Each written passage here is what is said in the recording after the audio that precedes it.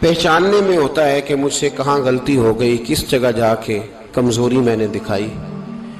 ہر انسان اچھی، ٹھنڈی، خوبصورت، سکھ والی زندگی چاہتا ہے۔ اللہ کریم نے سورہ نحل کے اندر ارشاد فرمایا من عامل صالحا من ذکر او انثی، فرمایا جو بھی اچھے عمل کرے چاہے مرد ہو چاہے عورت ہو، وہو مؤمن، شرط یہ ہے کہ مومن ہو، فلنحیینہ حیاتا طیبہ، فرمایا ہم اسے پاکیزہ زندگی عطا فرما دیں گے، حیات طیبہ دے دیں گے اسے، پاکیزہ زندگی۔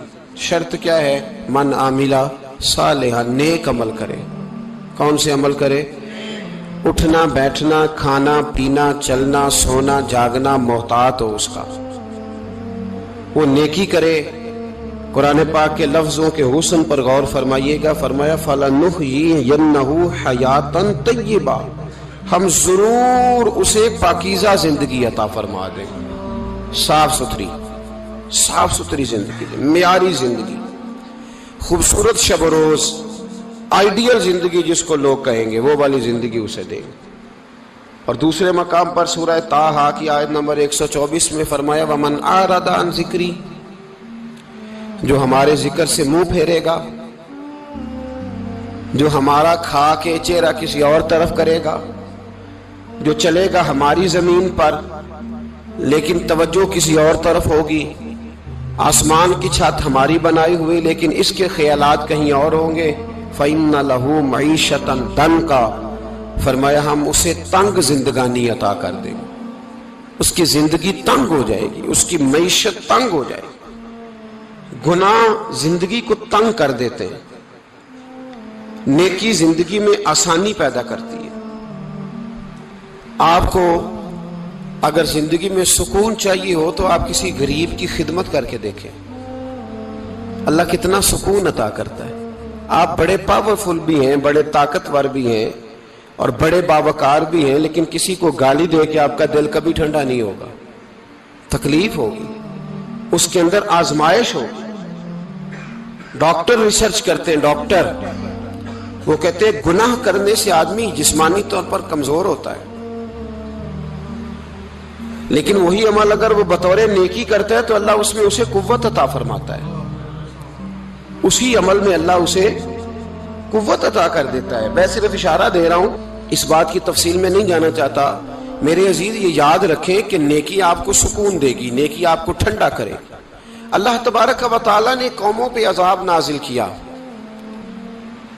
اور قرآن مجید فرقان حمید نے ان قوموں کے تذکرے بیان فرمائے۔ بھائی کس لیے بیان کیے؟ کہ ہم عبرت حاصل کریں، ہم یہ غور کر لیں کہ یہ کام ہم نے نہیں کرنا، اس کام سے ہم نے بچنا ہے، ہم نے غور کرنا ہے کہ یہ چیز ہمارے اندر۔ لوگ کہتے ہیں نہیں جی نہیں، ہم پہ یہ عذاب نہیں آئے گا، بالکل نہیں آئے گا، اس میں شک نہیں۔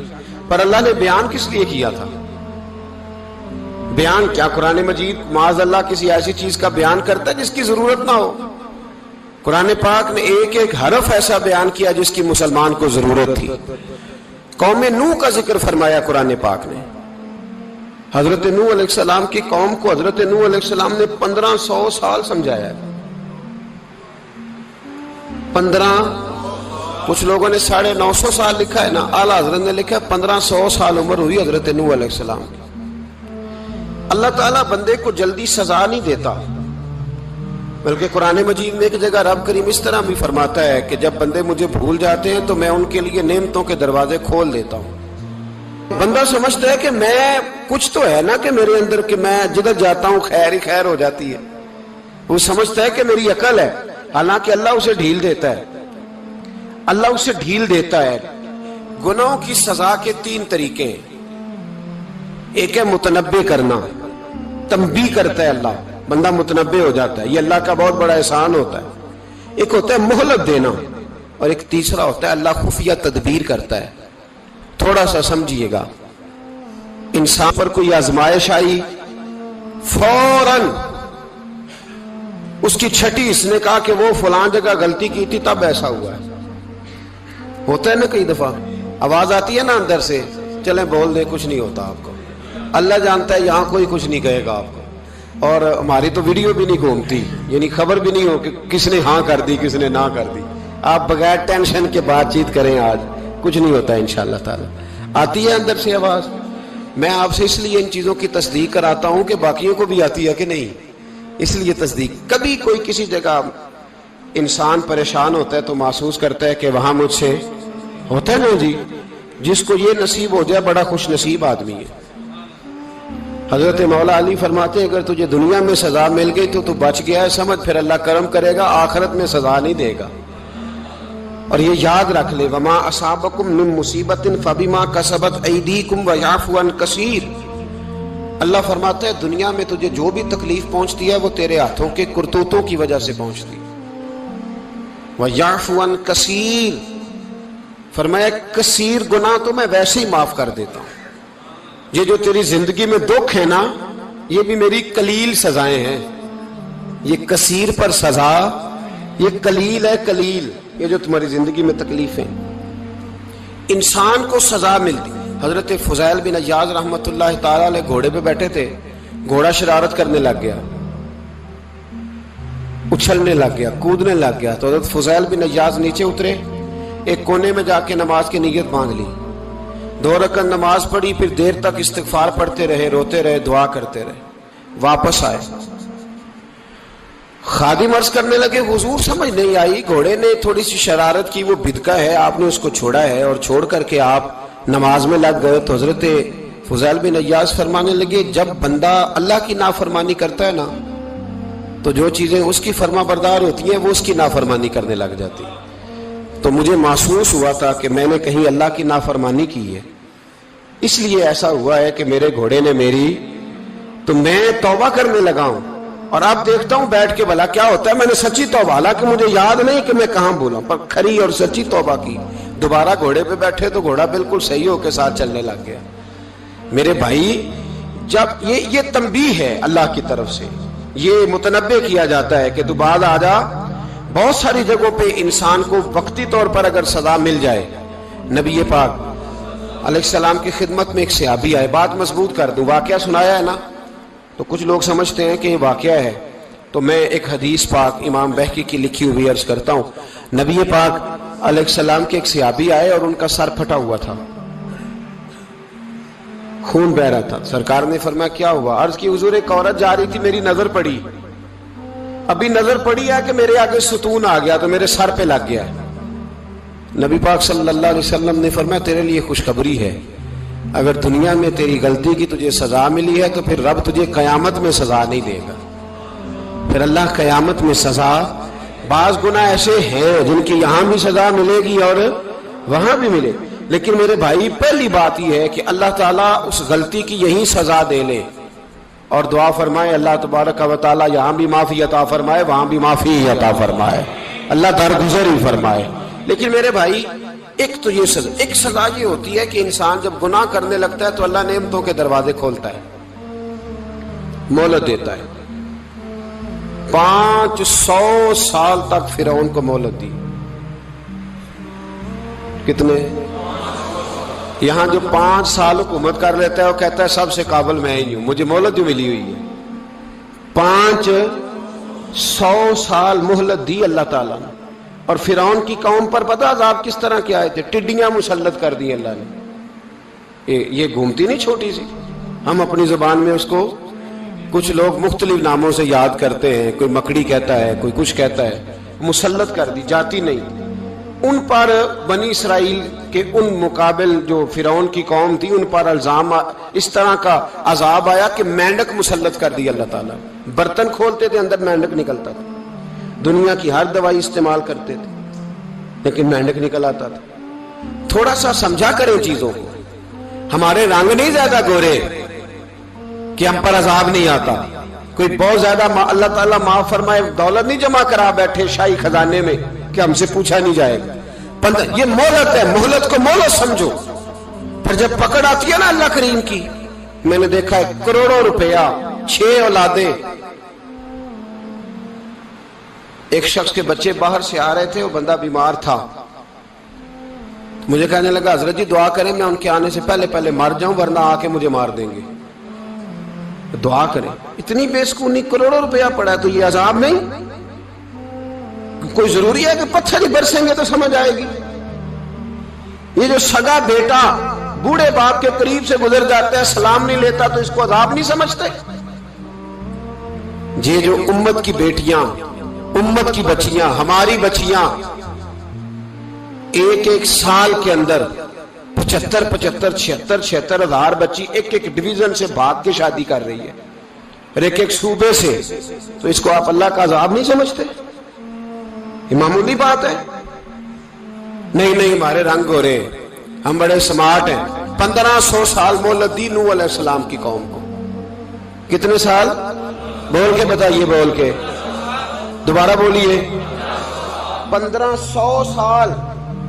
کوئی آدمی اپنی سمارٹنس پہ خوش نہ ہو جائے کہ 20 سال ہو گئے، میں تو نافرمانی بھی کر رہا ہوں، روٹی بھی پک رہی ہے، میں تو حرام بھی کھا رہا ہوں، پھر بھی سب ٹھیک ہے۔ 1500 سال مہلت دی، پھر حضرت نوح کہنے لگے اللہ میں نے تو بڑا سمجھایا، نہیں باز آتے۔ تو رب کریم نے فرمایا کشتی بناؤ۔ اللہ کے پیغمبر کشتی بنانے لگے تو قوم مذاق اڑانے لگ گئی۔ اب کیا کرنے لگے ہو؟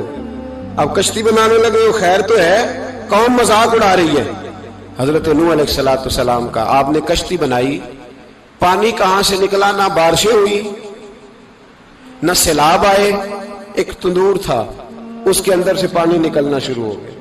کبھی تندور سے بھی پانی نکلا ہے، پر جب نکالنے والا چاہتا ہے تو وہاں سے بھی ایک تندور سے پانی نکلا۔ اتنا نکلا، اتنا نکلا، اتنا نکلا کہ قوم ساری ڈوب گئی۔ قرآن مجید کے صفحات شہادت دیں گے کہ حضرت نوح کی قوم کا بچہ بہ گیا، بچے صرف وہ تھے جو حضرت نوح کے ساتھ ہو گئے، تباہ ہو گئی۔ اللہ بے نیاز ہے، بے نیاز۔ 1500 سال مہلت ملے اور تو پھر بھی کہے رب بڑا کریم ہے، معاف کر دے گا۔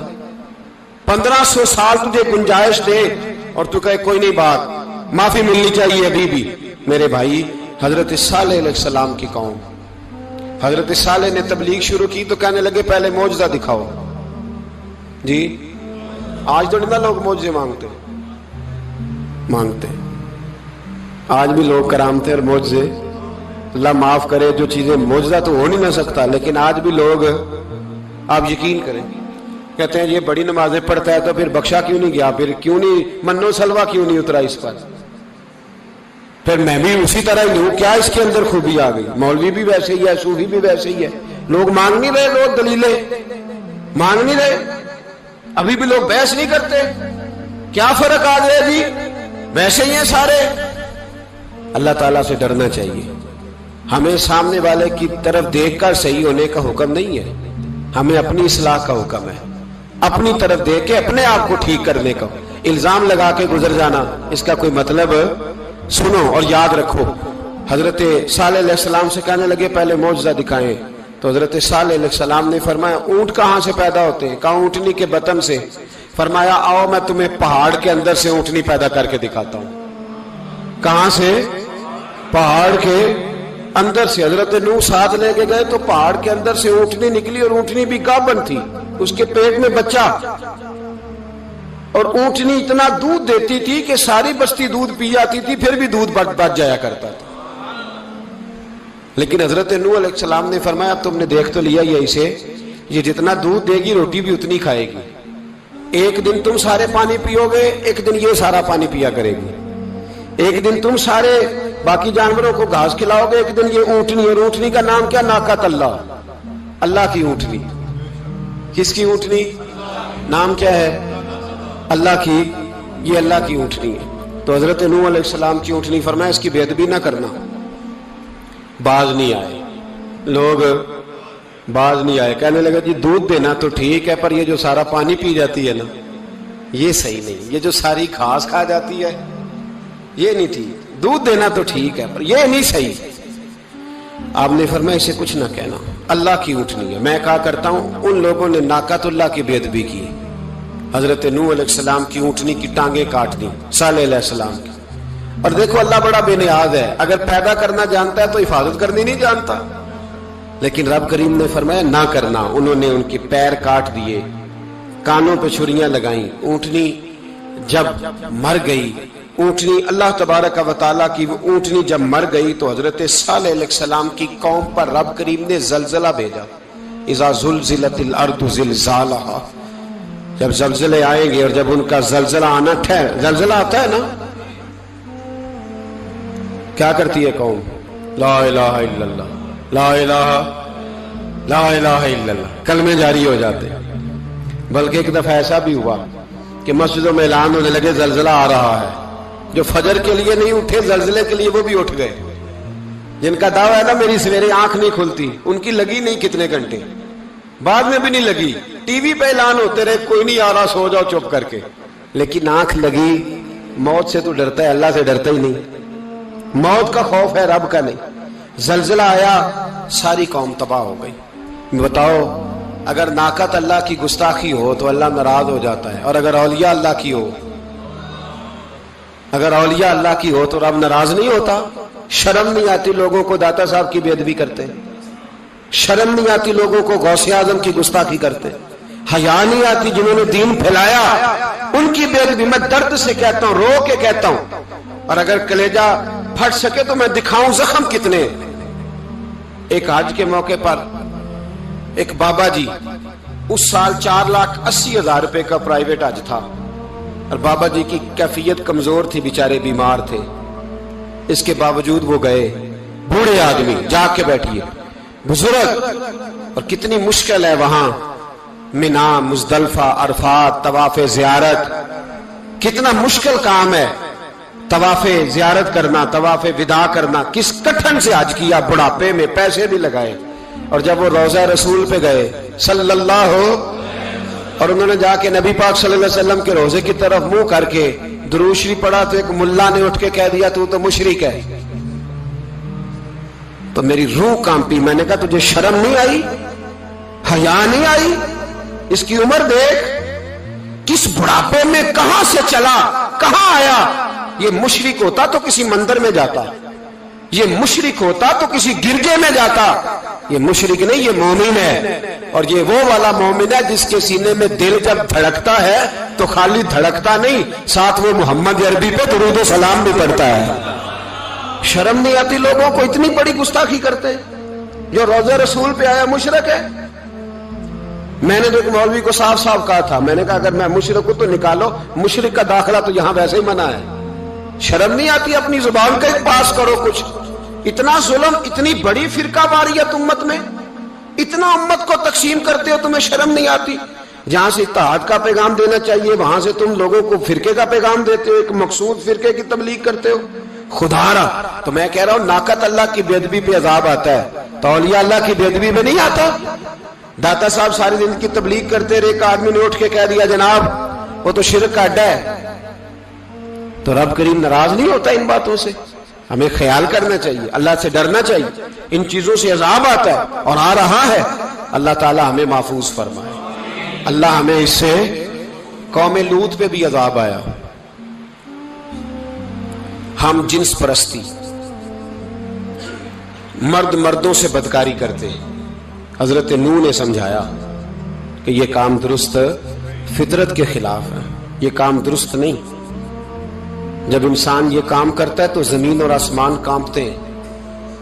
اب میں کیسے کھول کے بتاؤں؟ میرے پاس اعداد و شمار ہیں کہ پاکستان کے اندر اس کام کی کیفیت کیا ہے اور کس طرح کر کے لوگ، میں تو رونا روتا رہتا ہوں داڑھی کا. لوگ کئی دفعہ کہتے ہیں حضرت صاحب پہلے بھی آئے تھے تو داڑھی کی بات، پھر بھی آئے تو داڑھی کی بات. تو میں رونا روتا ہوں.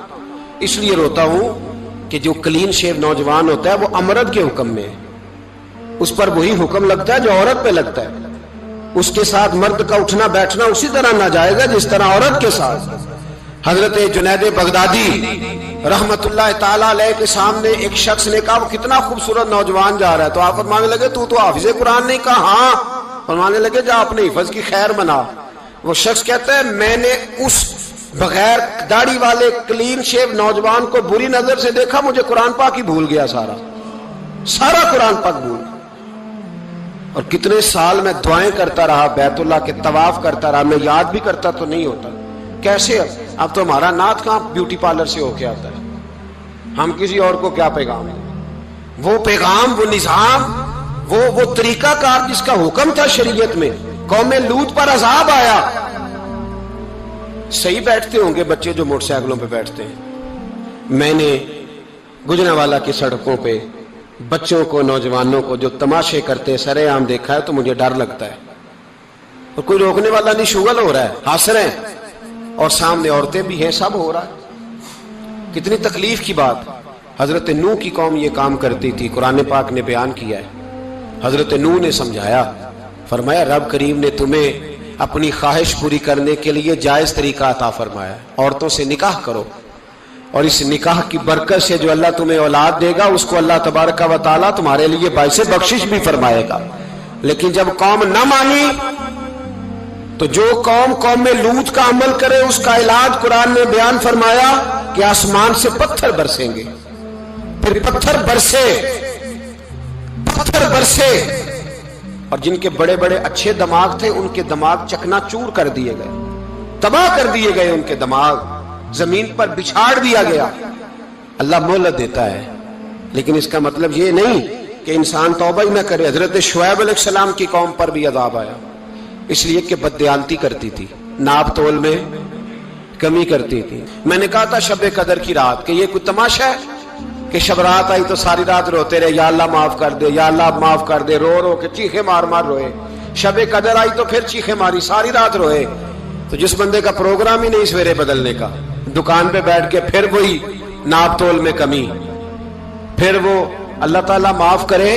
میں ایک مضمون پڑھ رہا تھا تو وہ فوڈ کے اسپیشل لوگ تمہیں لکھا تھا مہربانی کرو ملاوٹ ہی اچھی چیز کی کر لو. مرچ میں کیری تو نہ ملاؤ اینٹوں کی، وہ تو بیمار کرتی ہے، وہ تو خون کی آنتوں کو روک دیتی ہے. وہ کہنے لگا، اور وہ کہتا میں تمہیں بتاتا ہوں کون کون سی چیز ملائی جا سکتی ہے، وہ ملا لو. خدا را اس قوم پہ رحم کرو، مہربانی. ایک دوست ہے ہمارے، میں وزیر آباد میں ان کے گھر بیٹھا تھا تو ایک میڈیکل، میرا کسی شخص پہ اعتراض کرنے کا میں مجموعی بات کرتا ہوں. میں ایسے ڈاکٹروں کو جانتا ہوں جو اللہ تعالیٰ فضل کرے سچ مچ کے نیک ہیں، اچھے لوگ. تو بچے کا میڈیکل سٹور ہے، تو والد بیمار ہو گیا، تو کہتا ہے ابا جی ڈاکٹر صاحب نے کہا آپ کو ڈرپ لگنی ہے. تو سگے باپ کو ڈرپ لگانے لگا تو باپ کیا کہتا ہے پتر تیری مہربانی مینوں کوئی اصلی لائی، وہ نہ لائی جڑی لوکاں نوں لانا ہے. اب وہ پیار سے سنا رہا ہے بات. میں نے اسے کہا کہ یہ تو ڈوب مرنے کا مقام ہے نا، ڈوب مرنے کا مقام، کہ جس ملک کے اندر دوائی بھی صحیح نہ بکے، اصلی نہ ملے دوائی بھی، اور پھر وہ قوم کہے کہ ہم نے تو پورے روزے رکھے، ہم نے تو بڑا صدقہ اور خیرات کیا، دوائی بھی اصل نہ ملے. جناب شعیب علیہ السلام کی قوم ناپ تول میں کمی کرتی تھی تو اللہ تبارک و تعالیٰ نے ان پر بتا عذاب کس طرح کا بھیجا. شدید گرمی ہوئی. اللہ ہمیں محفوظ فرمائے. سارے آمین کہہ دیا. دیکھیں کتنا اچھا موسم کر دیا رب کریم. اللہ ہمیں محفوظ فرمائے، اللہ رحمت فرمائے. شدید گرمی کی لہر آئی، باہر اتنی گرمی ہوئی کہ لوگ اپنے گھروں میں گھس گئے. جس طرح سورج کی شعائیں گھروں کے اندر داخل ہو جاتی، اس طرح گرمی کی لہر اندر داخل ہوئی. اور جس طرح کسی کو آگ لگ جائے تو وہ آدمی اچھلتا کودتا ہے نا، اس طرح یہ لوگ اچھلنے لگے اور اچھل کود کے مر گئے. جرم کیا تھا؟ ناپ تول میں کمی کرتے. حضرت داؤد کی قوم بھی تباہ ہوئی. جرم کیا تھا؟ ہفتے والے دن مچھلیاں نہیں پکڑنی تو یہ پکڑتے تھے. حکم ہے نا مسلمان کو نماز کے ٹائم کوئی اور کام نہیں کرنا، نماز پڑھنی ہے. میرا خیال ہے مسلمان تو فٹافٹ آ جاتے ہیں، سارے ہی پہنچ جاتے ہیں نا مسجدوں میں. ہلکا ہلکا بول رہے ہیں آپ، کیوں نہیں پہنچتے؟ اگر حضرت سیدنا، اور پتہ انہیں سزا کیا ملی؟ اللہ نے فرمایا اس ٹائم عبادت کرنی ہے، کام نہیں کرنا، وقت نہیں ہے کام کا. انہوں نے مچھلیاں پکڑی، 12,000 لوگ تھے. پتہ مالک نے سزا کیا دی؟ بندر بنا دیا. اللہ کریم قرآن مجید کا پہلا سپارہ پڑھے، فَجَعَلْنَاهَا نَكَالًا لِمَا بَيْنَ يَدَيْهَا وَمَا خَلْفَهَا. اللہ فرماتے ہیں پچھلوں کے لیے بھی عبرت بنا دیا، بعد والوں کے لیے بھی عبرت، نشان عبرت بنا دیا. بندر بن گئے. اور جو ان کے دوست جو بچ گئے تھے ان کے پیر چومتے تھے، روتے تھے. 3 دن بندر بن کے زندہ رہے. پھر اللہ نے سب کو اجتماعی موت دے دی. تو اگر مسلمان سے اللہ کہے کہ نماز کے ٹائم کاروبار نہیں، جمعے کے ٹائم کاروبار، تو مسلمان کہتا ہے نہیں مجھے مہلت ملی ہوئی ہے.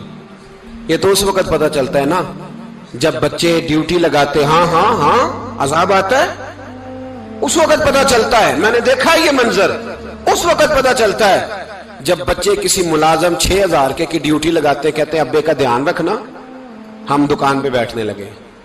پھر اسے سمجھ آتی ہے اگر میں نماز کے ٹائم مسجد میں ہوتا تو آج میری اولاد میری خدمت پہ ہوتی. میں نماز کے ٹائم مسجد نہیں گیا تو بچوں نے 6000 کا ملازم بٹھایا ہے، ابا جی کا خیال رکھ، ایک نرس بلائی ہے، تو خیال رکھ. کدھر ہوتے ہیں مسلمان نماز کے ٹائم؟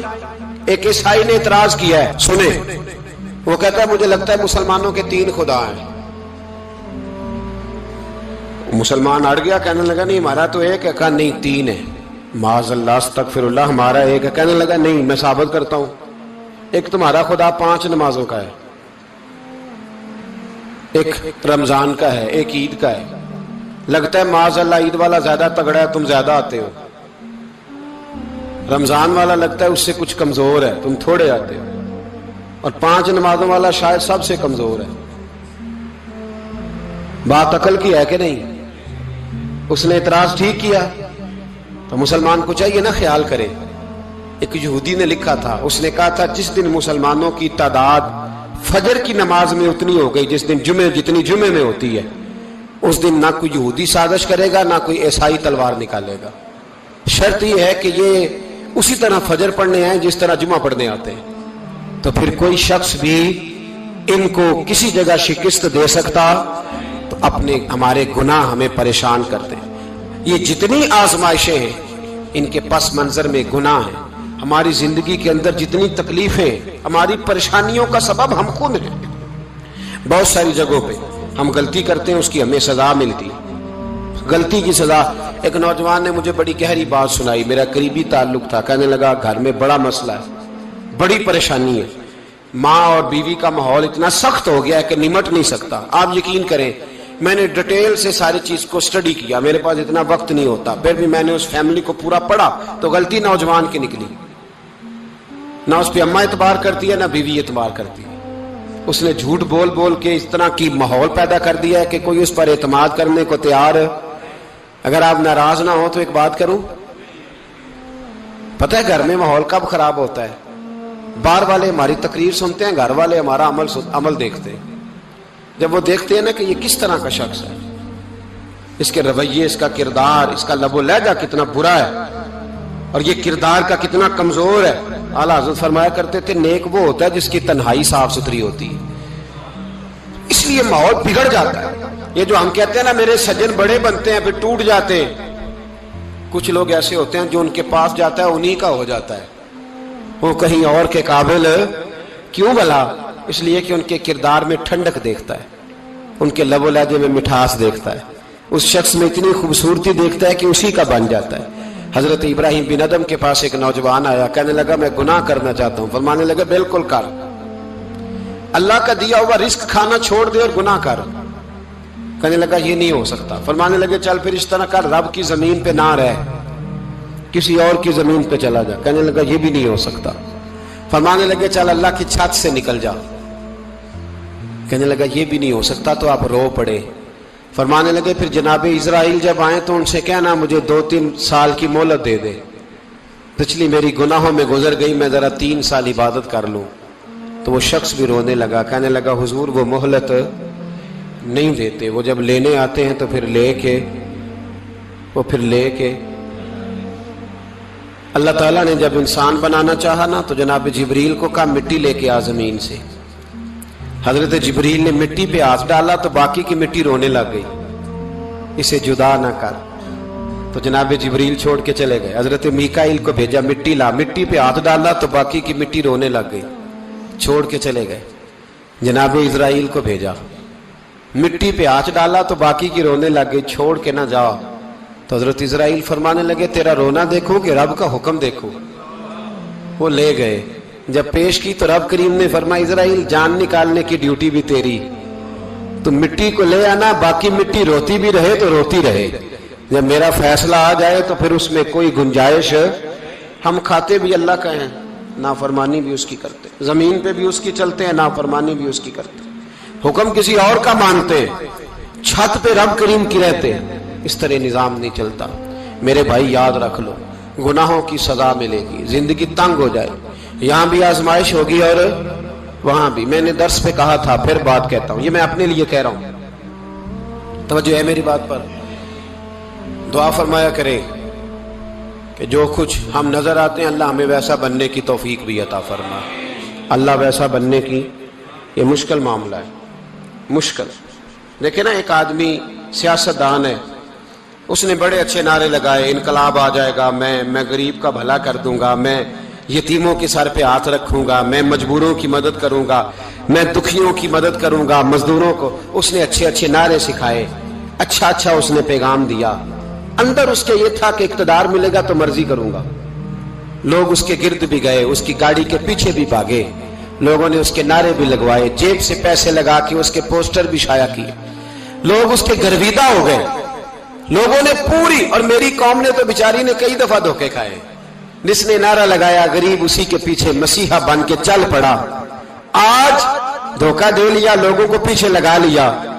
ये बताओ, अगर राज खुल जाए, अगर राज खुल जाए कि ये धोखा दे रहा है, ये फरेब कर रहा है, तो लोग उसका क्या हाल करेंगे?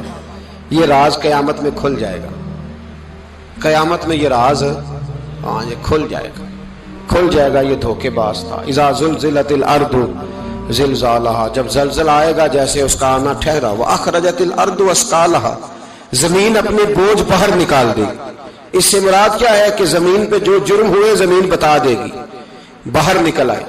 वक़ालल इंसानु मा लहा, इंसान कहेगा इसे क्या हुआ, ये तो सब कुछ बता रही, बोझ बाहर निकाल देगी। एक आदमी पीरे तरीकत बन के बैठ गया, जुब्बा कुब्बा पहन के, बड़ी पगड़ी बांध के बैठ गया, अच्छी अच्छी नेक बातें बताने लगा। लोग उसकी दस्तबोसी करने लगे, हाथ चूमने लगे, पीछे लग गए, खिदमत करने लगे, जेब से नजराना देने लगे। उसके नाम पर लोग अपनी जेब से लंगर पकाने लगे, खानका की खिदमत होने लगी। मेहमान उसके आते, नौकरी कोई और करता। मैंने कहा था शायद अपने लिए कह रहा हूं, ड्यूटियां लोग करने लगे, हालात बदलने लगे। लेकिन उसके अंदर तो चोर था, वो तो दुकानदार था। तो यहां जो उसके पीछे लगे थे वो तो सच्चे थे, उन्हें तो अजर मिलेगा। लेकिन उसका जब राज खुलेगा तो बड़ी रुसवाई होगी। उसका जब राज खुलेगा तो बड़ी, एक मेरी तरह का दीनदार था, जो चेहरे का तो नेक था, अंदर पता नहीं क्या कुछ था। एक तवाइफ गुजर रही थी, उसने उसको तबलीग कर दी। कहने लगा बस कर दे, सियानी बन जा। तो किसी दानिश्वर में लिखा है, उसने बड़ा सख्त जवाब दिया उस औरत ने। कहने लगी बाबा, मैं तो जो हूं वो नजर भी आ रही हूं, तू बता जो तू नजर आता है वो तू है कि नहीं। उस बंदे ने चीख मारी और बेहोश होकर गिर पड़ा। तो लोगों ने कहा बाबा, आज किसी सूफी का कलाम सुना है जो बेहोश हो गया? तो उसने कहा नहीं, आज तवाइफ की बात सुनी है, तवाइफ की। और वो अजीब बात कर गई है, वो कह गई है मैं तो जो हूं मैं नजर आ रही हूं, तू भी तो बता ना, तू बता ना कि तू दस्तारे इमामत पहनता है।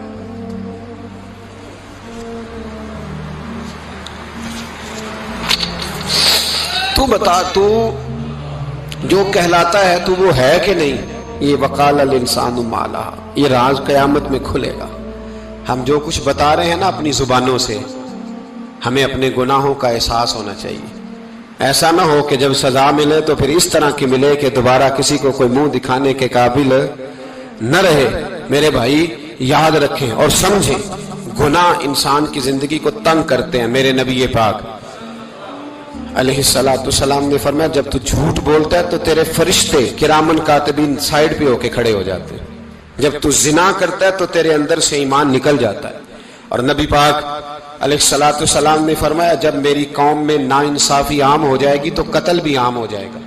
और सुन लो, लिख लेना ये हदीस दिल की तख्ती पर। नबी पाक अलैहिस्सलाम ने फरमाया, जब मेरी कौम में बेहयाई और बदकारी आम हो जाएगी तो दो सजाएं अल्लाह देगा। एक तो जवान मौतें आएंगी, जवान बच्चे कुछ भी नहीं देखा चले गए। और दूसरी सजा अल्लाह ये देगा कि ऐसी बीमारियां आएंगी जिनका इलाज नहीं मिलेगा, ऐसे अमराज फूट पड़ेंगे। अगरचे میں آپ کو ایسی تقریر بھی سنا سکتا تھا جس پہ آپ بہت زیادہ محظوظ ہوتے، پر میں نے اس جمعے میں ایسا موضوع چنا ہے جس کا ہمیں خاص ضرورت ہے۔ بھائی دیکھے تو صحیح، کہیں ایسا تو نہیں کہ ہم ان عیبوں میں مبتلا ہیں۔ میرے نبی کریم علیہ السلام نے فرمایا جب تم نیکی کا حکم دینا اور برائی سے منع کرنا چھوڑ دو گے، پھر اللہ تم پر ظالم حکمران مسلط کرے گا۔ اور اگلے لفظ اس سے بھی زیادہ سخت ہیں، محبوب فرمانے لگے پھر تمہاری نیک لوگ دعائیں بھی کریں گے تو اللہ وقتی طور پر ان کی دعاؤں کو بھی قبول نہیں فرمائے گا، اس لیے کہ تم لوگوں نے نیکی کا حکم دینا اور بھلائی سے روکنا چھوڑ دیا۔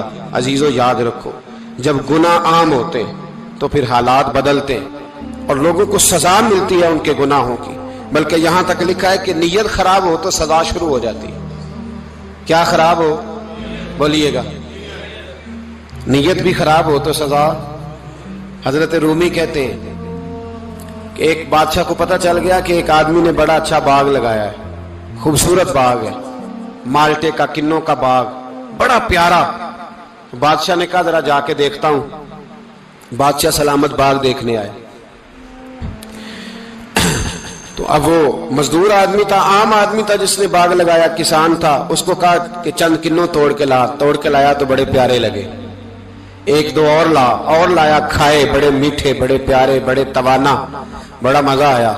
تو بادشاہ کے دل میں خیال آیا کہ اس پہ قبضہ نہ کر لوں باغ پہ۔ ہمارے یہاں نا کرائے پہ دکان دیتا نا مالک، تو جب کسی غریب کی چل جاتی ہے کہتا ہے تو خالی کر، میں نے خود ڈال لی ہے، چل گئی نا اس کی۔ حالانکہ رزق اپنے اپنے نصیب کا ہے، رزق اپنے اپنے نصیب کا ہے، جس کو اللہ تعالیٰ چاہتا ہے عطا کرتا ہے۔ تو اس کو کہا کہ اور توڑ کے لا، اور دل میں خیال ہے کہ یار اتنا اچھا باغ ہے، قبضہ کر لیتے ہیں۔ ہماری حکومتیں قبضہ کر لیتی ہیں کہ جو چیز اچھی لگ جائے۔ اب وہ کسان دو تین کنوں توڑ کے لایا، اس نے کھائے تو کھٹے نکلے، ترش تھے۔ کہنے لگا تجھے کیا ہو گیا ہے؟ تو بندہ بڑا صاحب دل تھا، کہنے لگا میں تو ٹھیک ہوں، آپ اپنی نیت سے پوچھیں کہیں خراب تو نہیں ہو گئی۔ تو کنوں میں بھی اس کا اثر آ گیا ہے، اپنی نیتیں بگڑ جائیں نا، نیتیں۔ اب ایک بات کہنے لگا ہوں، غور سے سننا۔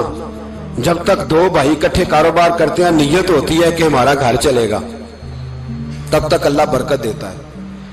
اور جب اپنی اپنی جیبیں سمیٹنے لگ جاتے ہیں نا کہ یہ میرا 5000 ہے، آج میں گیا تھا اگرائی کرنے، یہ میرا 10,000 ہے، آج میں نے محنت زیادہ کی، جب وہ ٹٹولنے لگتے ہیں پھر اس دکان سے بھی برکت اٹھ جاتی ہے، پھر وہاں سے بھی برکت چلی جاتی ہے۔ فَإِنَّ لَهُ مَعِيشَةً ضَنْكَ، فرمایا جب تو میں منہ پھیر لیتا ہے پھر تیری زندگی اللہ تنگ کر دے، پھر وہاں سے بھی برکت، خوبصورتی، اثر اٹھ جاتا ہے۔ ایک سنار نے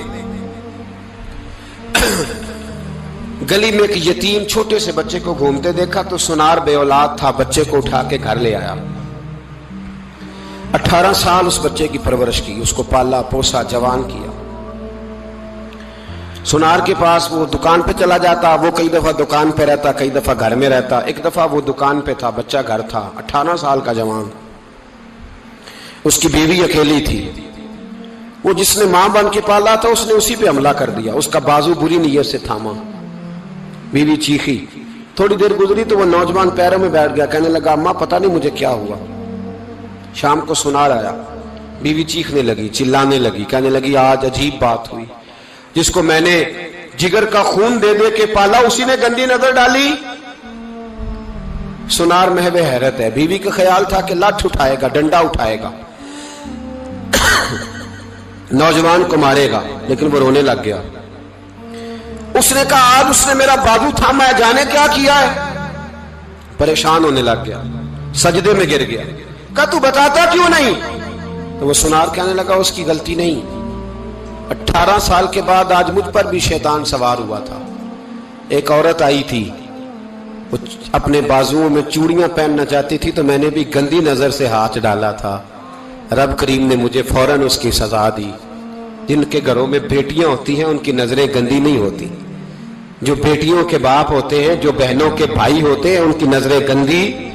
اور اگر تو ٹیلی فون کرتا ہے، تو کسی عورت کے ساتھ تعلق رکھتا ہے، تو یہ بات لکھ لے، امام فخر الدین رازی 1، علامہ اسماعیل حقی 2، ملا جلال الدین رومی 3، امام خازن 4، امام جلال الدین سیوطی پانچ حدیث کے استاد اور محدث لکھتے ہیں کہ اگر تو کسی پر گندی نظر ڈالے گا تو تیرا گھر بچ سکتا، یاد رکھ نہیں بچے گا، اس لیے کہ تیری نظر کسی کی بیٹی کو بیٹی سمجھ تاکہ تیری بچی کا پردہ قائم رہے، کسی کی بہن کو، یہ کیا بات ہوئی کہ تو جتنا مرضی گند معاشرے میں پھیلاتا رہے تیرا گھر بچا رہے، یہ کیسے ہو سکتا ہے؟ فَإِنَّ لَهُ مَعِيشَةً ضَنْكَ، اللہ فرماتے ہیں زندگی تنگ ہو جائے گی تیرے لیے مشکل، تو ڈھونڈتا پھرے گا کہ میں مرنے کو جگہ تلاش کروں۔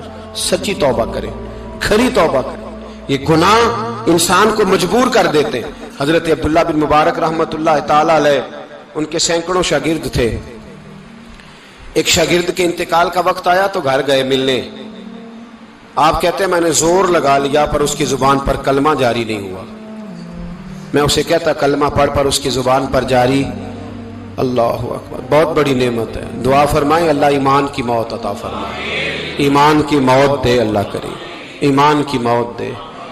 ایسے بھی لوگ دیکھے ہیں، مسجد نبوی ہے، رسول اللہ کا شہر ہے، سر سجدے میں ہے، روح پرواز کر گئی، روح پرواز، کتنا نصیبوں والا ہے، کتنا نصیبوں والا ہے کہ مسجد نبوی میں سر سجدے میں رکھا ہے اور اللہ تبارک و تعالیٰ نے محبوب کے قدموں میں موت عطا فرمائی۔ تو حضرت عبداللہ بن مبارک کہتے ہیں میں نے اس کو کہا کلمہ پڑھ تو اس کی زبان پہ جاری نہیں ہوتا، میں بار بار کہتا تو وہ منت کرتا، کہتا حضور میں کوشش کرتا ہوں جاری نہیں ہوتا۔ فرماتے میں پریشان ہو کے اٹھا، ابھی میں دروازے پہ پہنچا تھا اس نے چیخ ماری اور روح پرواز کر گئی، بچے رونے لگے، بیوی رونے لگی، تو میں نے اس کی بیوی سے کہا کہ یہ جرم کیا کرتا تھا، اتنا بڑا پاپی پہ کلمہ جاری نہیں ہوا۔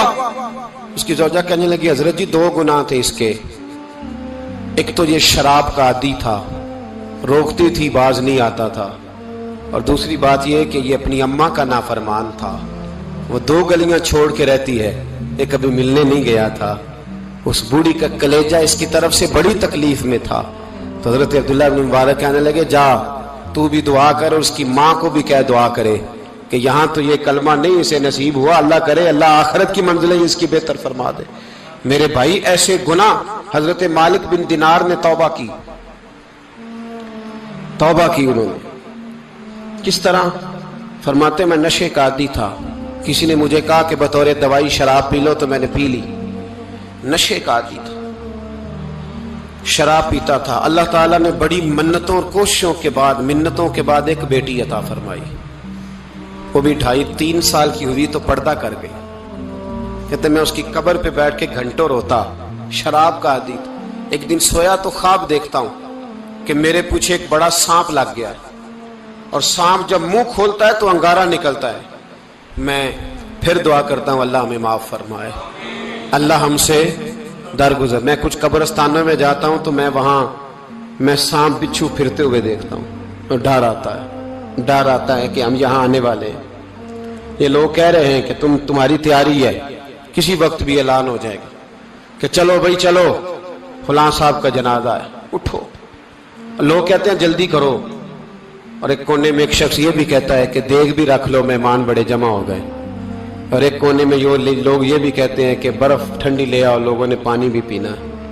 پہلے اعلان ہوتا ہے کہ فلاں فوت ہو گیا، پھر اعلان ہوتا ہے جنازے کا ٹائم ہو گیا، پھر اعلان ہوتا ہے جنازہ اٹھایا جائے گا، اور پھر بات ختم ہو جاتی ہے، پھر کل من علیہ فان، پھر کوئی نہیں پوچھنے آتا، ختم ہو گئے، قصہ ہی ختم ہو گیا، ان لوگوں کی کہانی مٹ گئی، ختم ہو گئے، بڑے بڑے کج کلا، کوئی پوچھنے والا نہیں۔ موت کا راج ہے موت کا راج، موت راج کرتی ہے بس، اور کسی کا راج نہیں، وہ راج کرتی ہے، جدھر جاتی ہے اسی کا راج ہے، راج کر رہی ہے۔ تو حضرت مالک بن دینار کہتے ہیں قبرستان میں نے دیکھا، میں خواب دیکھتا ہوں بڑا اژدہا، اس کے منہ کے اندر آگ میرا پیچھا کر رہا ہے، کہتے میں خواب دیکھ رہا ہوں، میں دوڑا، لیکن وہ اژدہا جب میں دوڑا تو میرے آگے آ کے کھڑا ہو گیا، میں مشرق کو دوڑا تو وہاں بھی آ گیا، مغرب کو دوڑا تو وہاں بھی آ گیا۔ جناب مالک بن دینار کہتے ہیں ایک بوڑھا شخص کمزور مجھے بچانے آیا، پر اس اژدہا نے پھونک ماری تو وہ بوڑھا آدمی دور جا گرا۔ کہتے میں چیختا تھا، چلاتا تھا، ایک پہاڑی پہ میں بھاگا گیا تو وہاں مجھے میری بیٹی ملی، مجھے فوت ہو گئی۔ वो उस अजदहे के आगे उसने यूं हाथ किया तो अजदहा पीछे भाग गया। मैंने बेटी को गोद में उठाया, मैंने कहा बेटी ये कौन था? कहने लगी अब्बा ये तेरा बुरा अमल था, ये तेरा बुरा अमल था, ये तुझे खा जाता अगर मैं ना होती। तो कहा ये बूढ़ा जो मुझे बचाने आया ये कौन था? कहा ये तेरा अच्छा अमल था पर कमजोर बड़ा था, थोड़ा था, ये तेरे बुरे अमल का मुकाबला करने की हिम्मत नहीं रखता था। हज़रत मालिक बिन दिनार कहते हैं मेरी बेटी ने ख्वाब में मेरी दाढ़ी पकड़ ली और कहने लगी अब्बा मैं चाहती हूं तू सही हो जा, ऐसा ना हो कि फिर तेरे पीछे ये अजदहा लग जाए। हजरत मालिक बिन दिनार कहते हैं जब मैं सो के उठा तो मेरी दाढ़ी आंसुओं से भरी हुई थी। फिर उसके बाद मैंने तौबा की, इस तरह की तौबा की कि फिर मैंने कोशिश की कि दोबारा मैं अपने रब की नाफरमानी न करूं। हजरत अब्दुल्ला इब्ने अब्बास फरमाते थे जो दुनिया में हंस हंस के गुनाह करते हैं ना, हंस हंस के झूठ हंस हंस के बोलते हैं, हंस हंस के लोगों की गीबत करते हैं, फरमाया ये जो तुम्हें हंस हंस के गुनाह करते नजर आते हैं इनका रोना कयामत में देखा नहीं जाएगा, इनके आंसू कयामत में देखे नहीं जाए। जो हंस हंस के गुनाह करते ये रोएंगे, फल यदहकु कलीलम वल यबकु कसीरा। रब फरमाता है ज्यादा रोया करो कम हंसा करो। नबी पाक अलैहिस्सलाम रोते तो सहाबा कहते हुजूर आप इतना क्यों रोते हैं? तो महबूब फरमाते जो मैं जानता हूं वो तुम नहीं जानते। भाइयों कब्रों में अकेले जाना है, कभी गौर करना, अकेले कोई बंदा साथ हिसाब देने नहीं जाएगा। अम्मा बड़ा प्यार करती है लेकिन कब्र में कभी कोई माँ भी साथ दफन नहीं होती। अपना अपना हिसाब देना, मुश्किल वक्त है, हिसाब कर लेना चाहिए, तैयारी करके रखनी चाहिए। गुनाह अगर यहाँ हमारी जिंदगी को तंग करेंगे तो वहां भी हमारे लिए मुश्किलात पैदा करेंगे। नबी करीम अलैहिस्सलाम ने फरमाया है कि अल्लाह बड़ा मेहरबान है, अल्लाह बड़ा करीम है, अल्लाह बड़ा सत्तार है। और याद रखो जब कोई उसकी रेट को चैलेंज करे, जब कोई उसके कानून को तोड़े, जब कोई अल्लाह की एलानिया नाफरमानी करे, फिर रब करीम की गैरत को, उसके अदल को जोश आता है। तौबा करे सच्ची, मस्जिद की हाजिरी दे पाबंदी के साथ। मेरी आपसे हमेशा ये गुजारिश रहती है कि मस्जिद की हाजिरी पाबंदी से दे। मैं अपील करता हूँ दाढ़ी रख ले, ये मेरे नबी का तरीका है सल्लल्लाहु ताला अलैहि। वापस आ जाए, हमारी बका ना हमारे दीन में है, कोई नहीं हमें रखेगा, कोई नहीं रखेगा, कोई नहीं। मुझे मेरा एक दोस्त रात बता रहा था कि सऊदी अरब में एक शख्स ने 30 साल मेहनत की, तो जब वो मरा है वहीं उसके घर में फोन किया तो उसके घर वालों ने कहा जनाब आपको मुश्किल होगी डेड बॉडी भेजने में, वहीं दफन कर। इस वीडियो को लाइक करें, हमारे चैनल को सब्सक्राइब कर बेल आइकन जरूर प्रेस करें हमारी न्यू वीडियोस